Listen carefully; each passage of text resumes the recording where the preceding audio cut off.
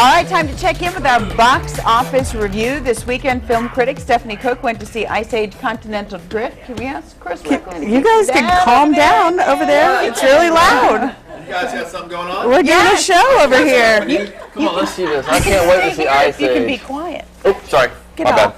bad. He's eating my time. Do you see that? Yes. You're fired. Yes, I do. That's right. Executive producer slash movie critic. So what'd you think? I mean, it unseated Batman, didn't it? Well, that's because it's a different audience. Batman hasn't opened, but Spider-Man? Maybe? Spider-Man. Okay. Some superhero. I'm just keeping it straight. Yes, Batman this weekend. It's big talk. Big talk about Batman. The Dark Knight. The Dark Knight Rises. Okay, we're talking about Ice Age Continental Drift. It's the fourth film in the series that began with Ice Age, then Ice Age 2, The Meltdown, and Ice Age 3, Dawn of the Dinosaurs.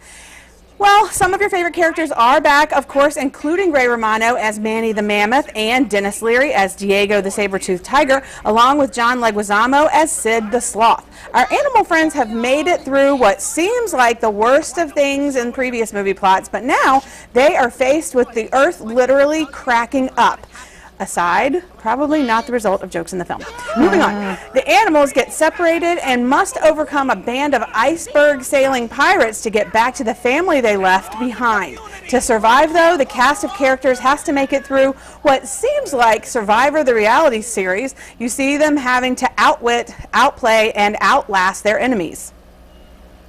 So flying chipmunks and angry orangutans aside, the plot is overly simple and perfect for the young ones to grasp. Also back, though, you can, how can you make the Ice Age movie without him? It's Scrat, our prehistoric squirrel friend, who has been chasing an acorn through all of the Ice Age. Well, come to find out, and unbeknownst to all the other characters in the film, Scrat is actually to blame for the Continental Drift. Basically, the lesson comes across loud and clear here. Squirrels are really, really, really, really dumb. Now surrender your ship, or face my fury. Or face your furry what? Not furry, fury! Gupta, fly the colors! What's Captain? Shira, fetch! Aye, aye, Captain. I love these. Oh, and Shira was, that's Jennifer Lopez as that white. Really? Uh-huh. Yeah, so that was a really interesting, imagine in real life, Dennis Leary and Jennifer Lopez as a couple. Okay, moving on beyond that. Can't do that. Well, also, and back to Scrat real briefly, I wanted to say there's a really fun scene in Atlantis that is about the squirrels, and we come to find out why Atlantis actually sunk Scrat.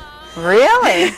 I really did enjoy Peter Dinklage as Captain Gut. That was the captain orangutan you saw there. And Portsmouth's own Wanda Sykes as Sid's granny. She had some really great lines. If you saw it, ham and cheese!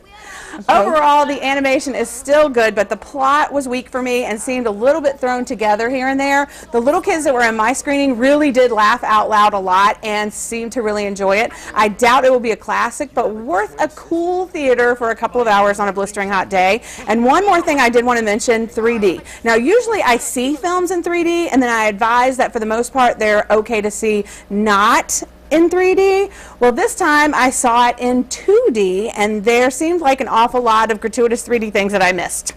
So I don't know if I want to spend the money to go see it in 3D, but it seemed like it was really worth the 3D to me. Okay. You know, especially for kids, because kids really love that, and it seemed like it was enhancing some of the funny of the film. Okay. So I missed that because I saw 2D, but anyway, so 2 cookies for me. It might have been better if I saw it in 3D, maybe. I don't know. It might have been better if you were 8. But you know, I always say about 3D is that I don't necessarily think 3D is only about the things that are flying at you in a movie. I like that, like we were talking about Katy Perry. Right. It seemed like you were part of that. But for this, it seemed like the things flying at you made things funnier. So 3D for this one, maybe. Really? Felt like you were part of that? This is the part of me. Stop. Copyright. End time. All right.